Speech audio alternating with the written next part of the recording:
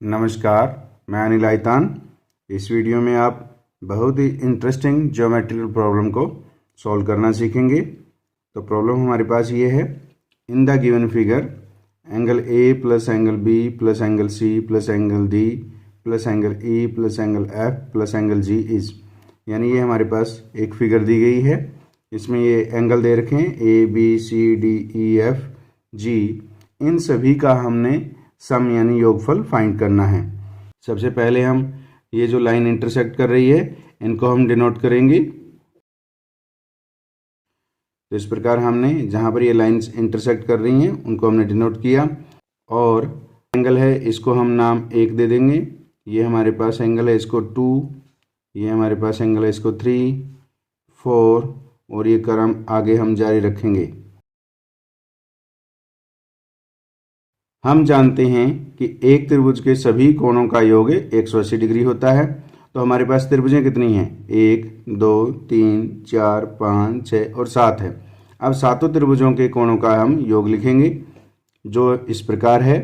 तो त्रिभुज A P Q के कोण कौन कौन से हैं? एंगल ए है, एंगल ए प्लस एंगल क्या है 1, और एंगल यहाँ पर क्या है 2 है, एंगल 1 प्लस एंगल 2। ये हमारे पास पहली त्रिभुज है। इसी प्रकार दूसरी त्रिभुज के जो एंगल है वो क्या है? Angle B plus angle 3 plus angle 4।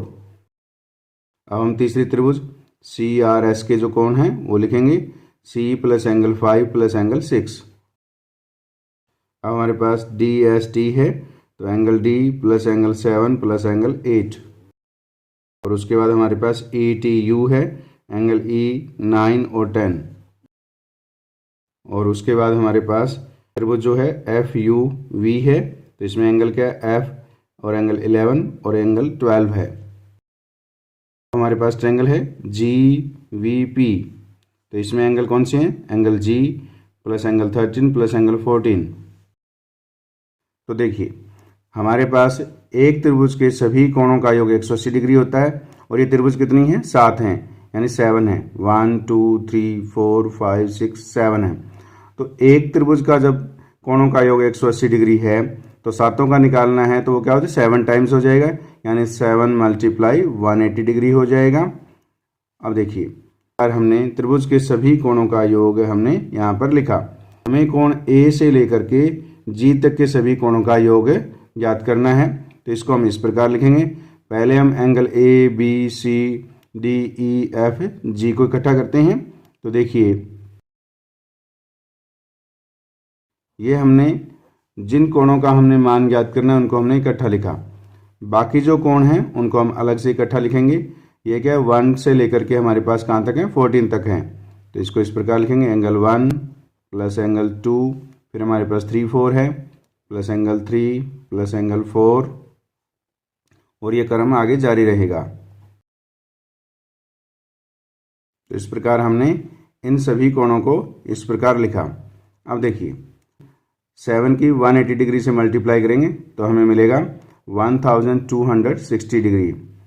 अब देखिए यदि हमें एंगल 1 से लेकर के एंगल 14 तक की वैल्यू हमें मालूम हो जाए, तो हम एंगल ए से लेकर के जी तक के सभी कोणों का जो सम है वो फाइंड कर सकते हैं।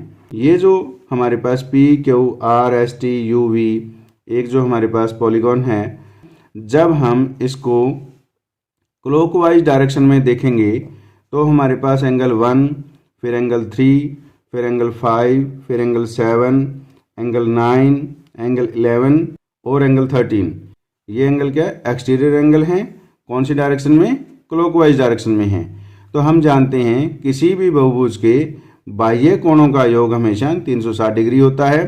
तो हमारे पास जो अब ये जो एंगल हैं, क्योंकि angle 1 plus angle 3 plus angle 5 plus angle 7 plus angle 9 plus angle 11 plus angle 13, इन सभी कोणों का योग ये क्या है? बाह्य कोण है। किस डायरेक्शन में? क्लॉकवाइज डायरेक्शन में है। तो बाह्य कोणों का योग कितना होता है? 360 डिग्री होता है। तो इन कोणों का योग 360 डिग्री हो गया। अब देखिए अब हमने ये जो एंगल 2 है ये भी तो क्या है, बाह्य कोण है, और एंगल 14 भी बाह्य कोण है। यानी किस डायरेक्शन में है ये एंटी क्लॉकवाइज डायरेक्शन में है। अब आपने इसमें एंटी क्लॉकवाइज डायरेक्शन में आपने एंगल देखने हैं, उनके कोणों का योग लिखना है। तो हमारे पास कौन सा है, एंगल 2 है, फिर एंगल हमारे पास क्या है, 14 है।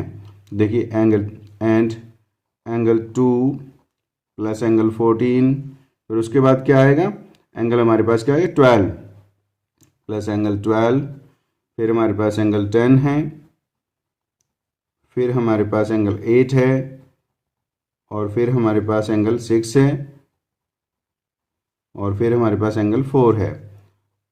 तो इस प्रकार ये हमने एंटी क्लॉकवाइज डायरेक्शन में जो बाह्य कोण बने थे उनको लिख लिया। तो इन कोणों का योग भी कितना होगा, 360 डिग्री होगा। इस प्रकार हमने एंगल 1 से लेकर के ये 14 एंगल तक है, इन सभी कोणों की वैल्यू लिख ली। इस प्रकार हमारे पास एंगल 1 से लेकर के जो एंगल 14 है इनकी वैल्यू हमें मिल गई है। जो कितनी है वो देखिए, इन दोनों को अब हम क्या कर रहे हैं, ऐड कर रहे हैं। तो angle 1 plus angle 2 plus angle 3,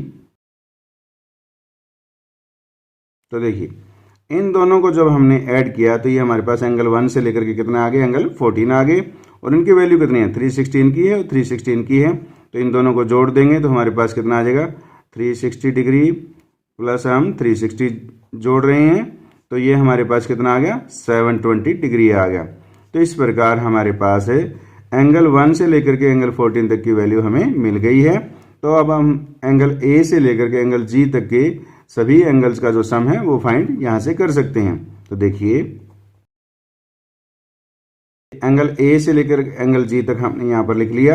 angle 1 से लेकर के एंगल 14 तक का जो सम है वो हमारे पास कितना है, 720 डिग्री है, वो हम यहाँ लिखेंगे। और इज इक्वल टू हमारे पास कितना है, 1260 है, वो हम यहाँ रखेंगे।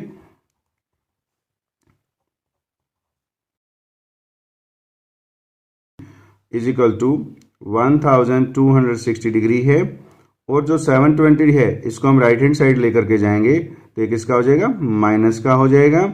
और इज इक्वल टू 1260 में से 720 माइनस करेंगे तो हमारे पास कितना आ जाएगा, 540 डिग्री आ जाएगा।